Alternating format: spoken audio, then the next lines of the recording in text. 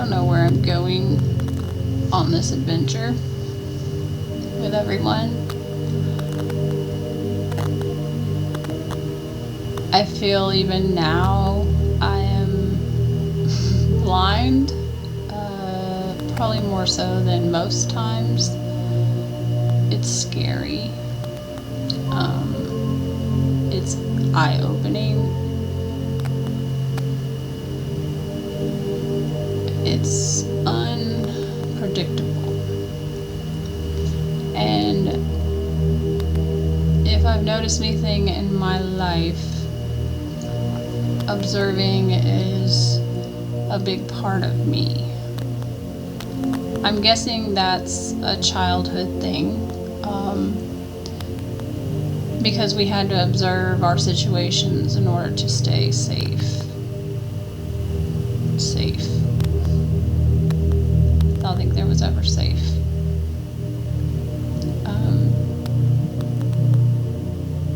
I think you just had to survive. Yeah, you had to survive. I remember so many times throughout my life learning that control is what controls you. And anger controls you, and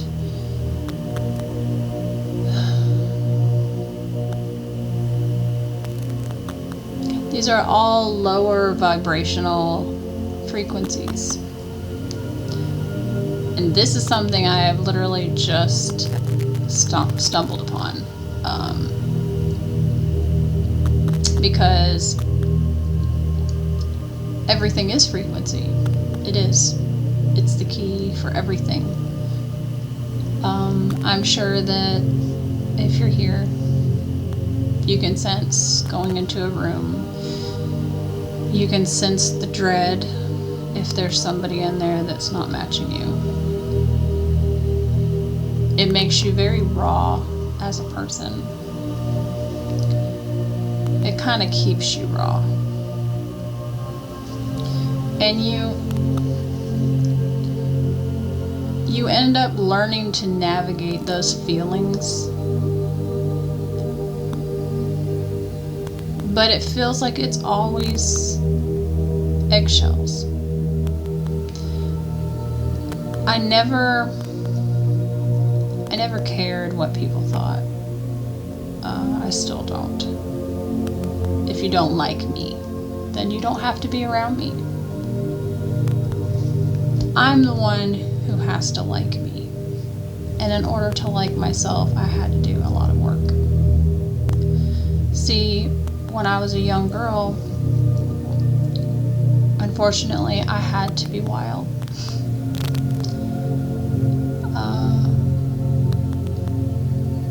Or I wouldn't have survived the house I was in.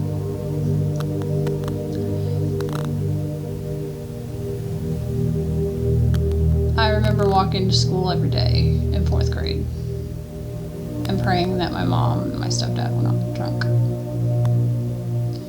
My stepdad would get violent. He was a very big narcissist. And my mom was just broken. I loved her so much. She was the one I loved most in my life. That and my sister. But when she would drink, she'd be one of the worst people in the world to me. Now imagine that being a little kid and trying to distinguish why you feel one way and the polar opposite in another situation. So 90% of the time there was alcohol. 90% of the time there was drinking and they were drunk. My mom wasn't belligerent, but my stepdad was. And being me and a speaker of truth, an authentic soul, even young, I seen the unfairness And I wasn't okay with it. I seen what it was doing in my family, and I was the scapegoat because of it. I was the child who caused all the trouble. I was the child who tried to stand up for my mother and my sister, and had her pictures scratched out, writing "be at school," "slut," to a 13-year-old little girl. Sent to a halfway house for about 3 days. And then, because my stepdad was vengeful, he proceeded to turn the heat up, and it was summer. He turned the heat up, we were locked in mine and my sister's room, and he banged at the door. And it's one of the scariest times of my life, because I knew who he was coming for. It was me. I drank. I did some extracurricular activities, like substances. And it was to try to fill that numbness, that hole, the void. I know everybody here knows what that void is. You can't fill it with these things. You can't fill it with any of them. No sex, no drugs, no rock and roll. It's a void that until you are older and you've seen the work and you've done the work, you realize that that void, it needs to be filled by yourself. And in my last video, I think I touched upon the light side of you and the dark side of you. And when you try to push the dark side out, you're taking the half of you that was hurt and broke, and you're pushing it away like it's not worth time anymore. But you don't understand that that was a big time in your life. And I understand you don't know that then, and you maybe don't know that now. But that time in your life will shape you to an amazing, amazing soul. We can't push out that side of us. That side of us has to be with us, or we're not whole. Do you know who also lives in that little side of us? The little boy or the little girl who was never loved, who was hurt in any shape or form. It's all bad. It is all bad. None of it should ever happen to children, and I am a big advocate for kids now. All children, all people who cannot help themselves. Because I wish I had that when I was a little kid. So, going through school, not having any money, they both still held down jobs, but we didn't have any money. So I had to borrow clothes and shoes from friends so that I could go to school. And as I said in the previous message, or my previous video, was that my mom was an amazing mother. She just had a lot of demons that she didn't know how to face at that time. To be honest, that what she went through, she's lucky to have still been here.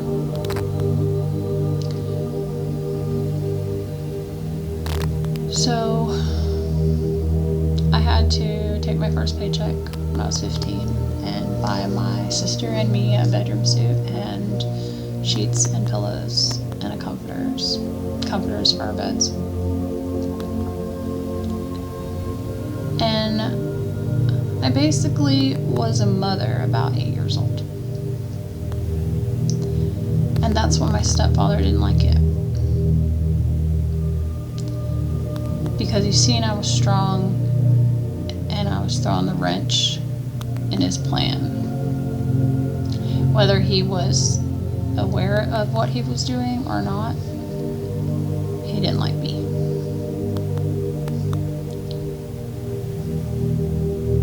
There was instances that should have happened. And things that I wish I could take back. But our minds are good at blocking things that scare us or traumatize us. But it's left in the body. Whether we remember it or not, it's left in our body and it comes out. It comes out in our relationships, it comes out in our lives, and it can be your self-undoing. You don't realize that when you're a child or when you're a kid or when you're even a young adult, you don't realize that. My mom was amazing. And like I said before, she was 10 years sober before she passed away. And that was hard. It still is hard. My dad was never there, so she was both. And I couldn't have asked for a better mom. And I never held a grudge. I'm not that type of person. I don't hold grudges. I let it go. So when she said, "Babe, I've been sober for 3 weeks," I told her that as she was pleading for my love and told me that she was going to have to make it up to us. And I told her, we don't care. We don't care about any of that. The only thing we care about is that you start living and being you. That's all we wanted. And she got it. She got it. A lot of fairness as well towards her after this.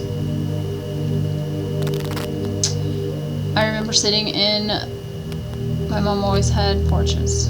We always went to houses, lived in houses that had porches because she loved outside. And now I know why she loved outside, like I love outside. But I was sitting on the porch with her and she had just found out she had cancer. And we were crying and I grabbed her hand and she said, "Just when I started to live,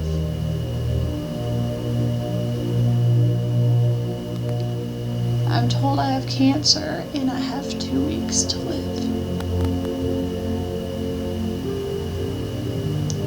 They didn't port her because porting takes 2 weeks to use. So they just gave her intravenously her chemo. And she beat it. She beat it. The small cell carcinoma couldn't handle the treatments that she was given. So they basically told her that it was going to be like sugar problems. It would come back and then they'd hit it with a round of chemo and she would be okay. She could live with it. It's manageable. So my sister went back to Vegas with her girlfriend, and that's who was giving my mom her medicine when we were down there.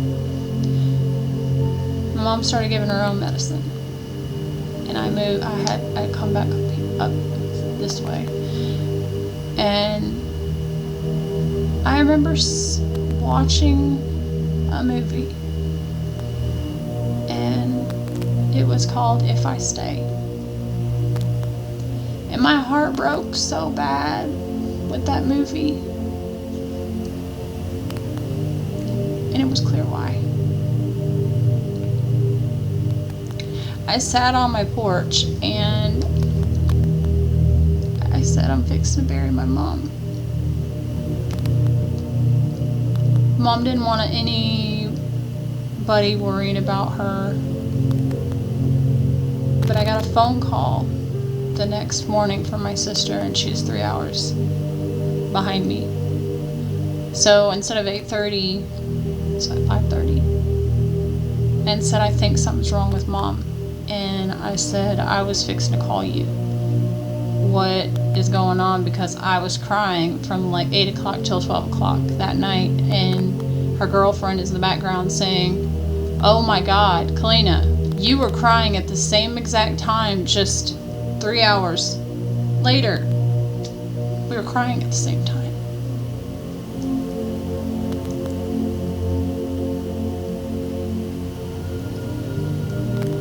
Two days later, she goes in the hospital. She starts getting better. 2 days after that was the last time I ever spoke with her.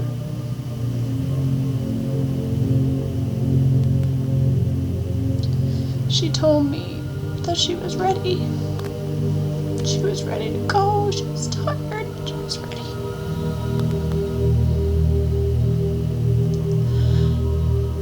I broke there on the phone for the second time. The first time being told that she had cancer on the phone. And the second time was this.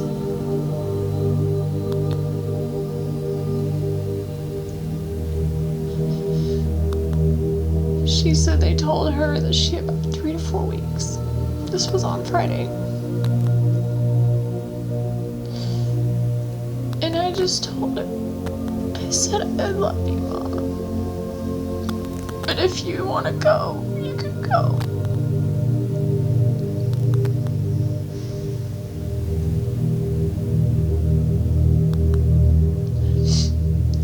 I kept telling her, I said, I love you. I love you. I love you. I love you. I love you. I love you. And my heart was pulling. Was pulling, and she is 18 hours from me. And she just kept saying, I love you, I love you.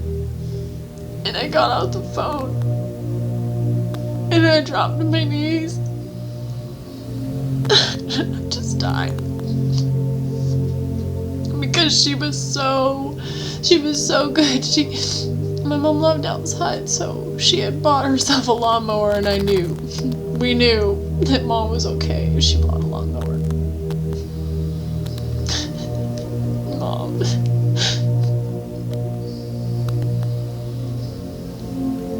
I get a phone call from my cousin's wife, who was an ER nurse for 10 years, the next day. And she told me, she said, Callie, you might want to get down here because she's maybe got 48 hours.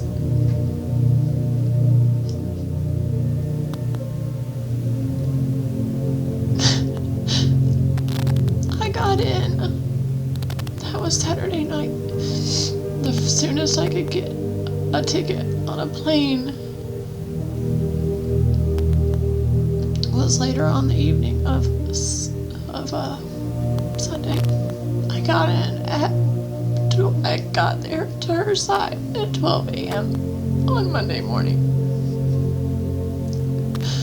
I wrestled back and forth if I wanted to take my 5-year-old because it was her world. That was so hard because she's high functioning and being a baby. It was really hard. My mom was the only one who could get to her. If you have children like her, then you will know what I mean.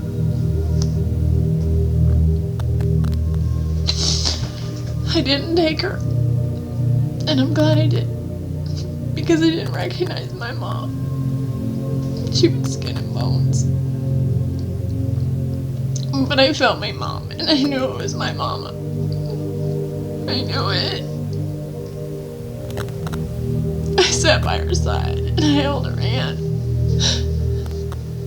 And I just kissed her. I kissed her hand. I hugged her. I kept telling her I was there. She wasn't conscious. She was moving. I guess you would say it's like, I guess call it like a death rattle. She'd go, oh, every so often, and she'd move. She was hot in places and cold in places, and I didn't understand, and I asked the hospice nurse, I said, why is parts of her body different temperatures? She said, Kelly, it's her organs shutting down. She wasn't ever supposed to leave. Why everybody in the family lives to be 99, 98, and I lost her not short after her 58th birthday.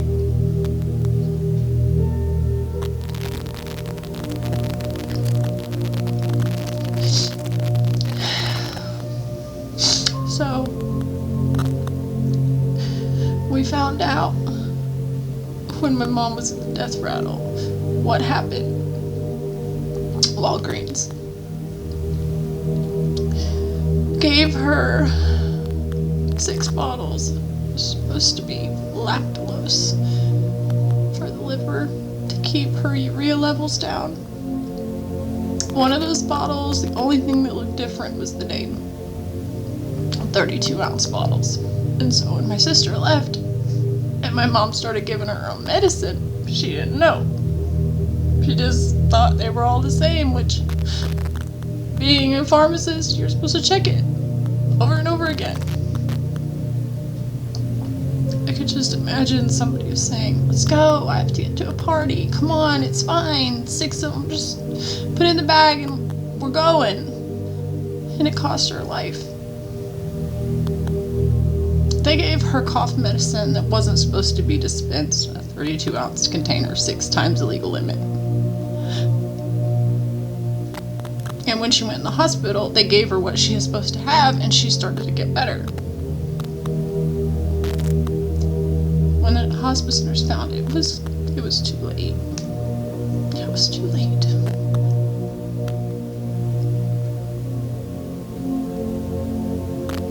You know, my favorite numbers since I was like 7 was 7/12. It's my birthday. But I just felt like they were my favorite numbers. And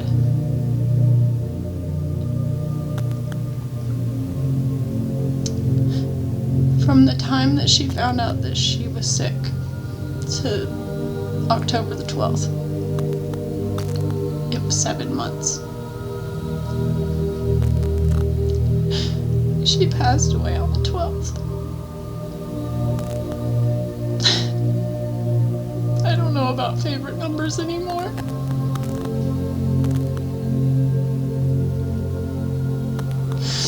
So the state of Florida it's called a no-kill law, which, if you live there, I'm sure you know.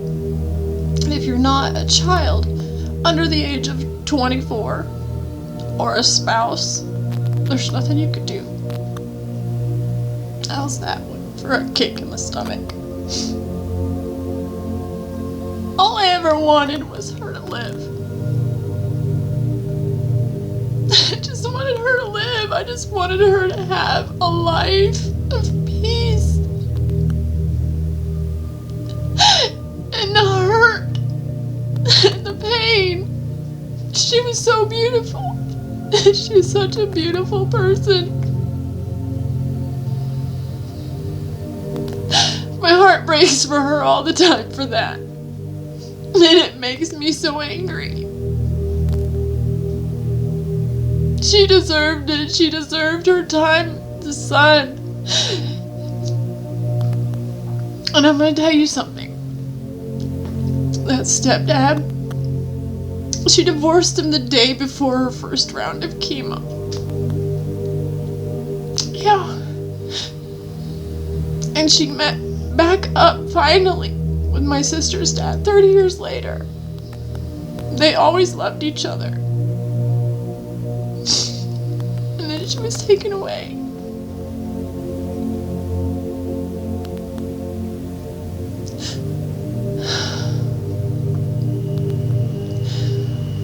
I guess then that's when I realized that life really wasn't fair.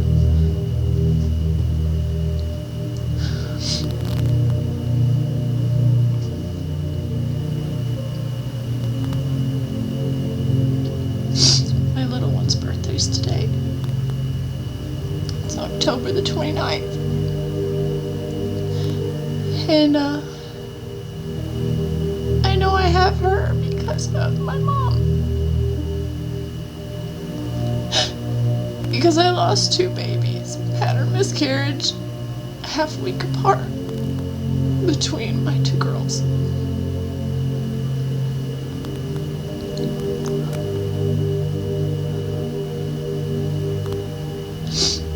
I had to get on progesterone and stay on that for till I was about 12 weeks for the placenta to kick in. And I ended up having her.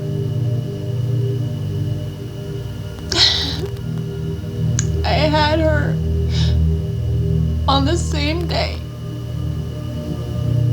of losing my 3rd baby, just 4 years later, October the 29th. And I know in my heart that my mom held her until I could. She knew how hard those dates were for me.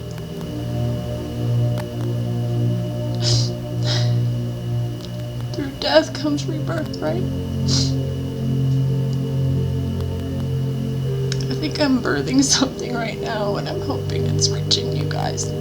I'm hoping that whoever's watching this, it is helping you feel not alone and know that there's people out there just like you, and that you can't get through this because you're strong. You're so strong. You're looking, you're searching. It's in here, baby. It's in here. Look in here. Don't look outside. Don't get distracted. Sit in your silence. Find out who that little girl is and love that little girl or little boy. Because that's all that little baby wants is love. And feel protected when nobody else would. You hug that baby and you tell that baby that you love them, all of them, in the dark, the light, sickness, doesn't matter. You will unconditionally love yourself.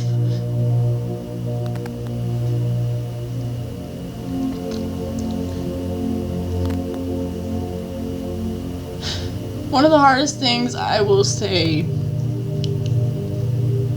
has literally been my girls not knowing my mom. That my baby learns her Mimi through pictures. Because they would have loved each other. God, they would have loved each other so much. They're so much like each other.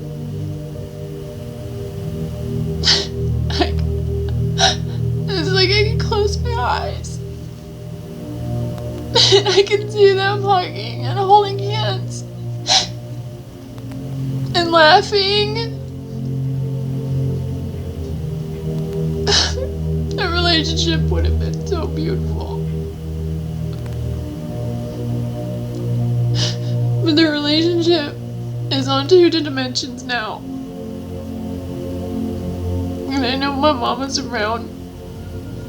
I wish they could see her sweet face and her see theirs. 1 year. Almost 1 year spanned in between two people that never got to meet each other. That's one of the hardest things as a mom, to be able to see. And the other is when my baby, my oldest baby, she was 5 when my mom passed away. And any memory before the age of 5, you lose. She doesn't remember. They were so close. God, they were so close.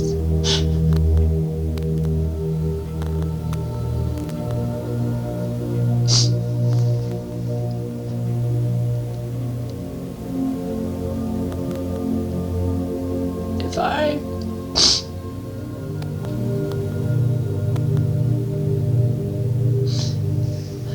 was always scared of the darkness.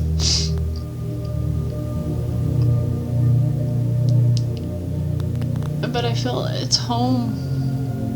It's a home. And in that home, I find my solace. And it's my silence. And it's where I come back to myself. See, people like you, me, we're not like everybody else. We need time alone. We need the time to understand what we're feeling inside and what's running through our heads. Grounding is a very good. It's very helpful. You definitely don't feel clogged when you ground. So I would definitely advise grounding. I think that's why my mom loved it. I will say this in the video, and then until we have another one. When she knew she was passing away, she told my sister, "I don't worry about you. I worry about her."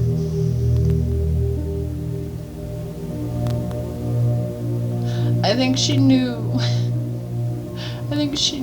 how I was gonna be when I got older.